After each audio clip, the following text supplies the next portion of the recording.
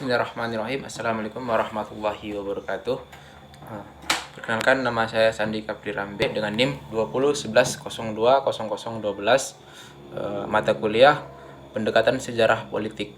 Adapun tugas ini saya buat untuk dalam melaksanakan ujian tengah semester, yaitu perspektif dalam kajian politik.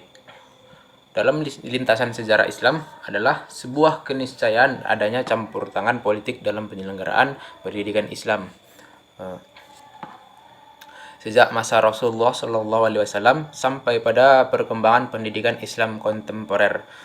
Rumah Al-Arqam nomor 6 yang kemudian diyakini sebagai cikal bakal penyelenggaraan pendidikan Islam adalah bukti bagaimana saat itu pendidikan Islam atau tarbiyah dalam konteks pembinaan pengkaderan generasi Islam dilakukan oleh Rasulullah SAW sebagai sebuah konsolidasi ke dalam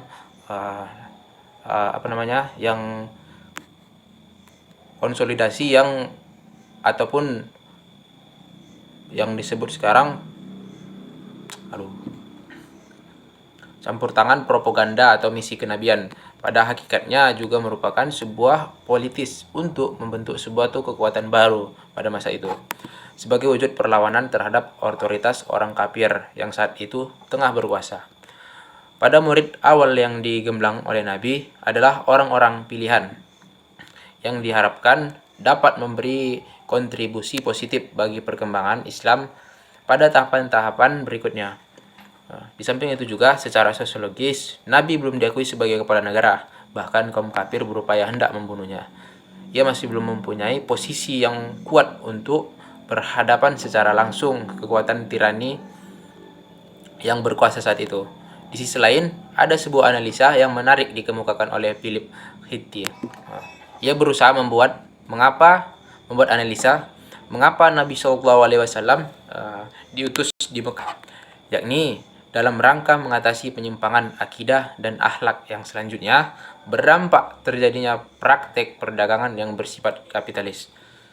Ketika memotret pendidikan Islam pada masa klasik, ada sebuah temuan yang menarik disampaikan oleh Bassam Tibi ketika mendeskripsikan bagaimana atmosfer pembelajaran yang berkembang pada saat itu. Ia mengungkapkan sebuah realita bahwa pendidikan Islam pada masa klasik berlangsung dengan penuh keterbatasan, dengan nuansa pembelajaran yang masih sangat fatalistik. Sekian dari saya. Assalamualaikum warahmatullahi wabarakatuh.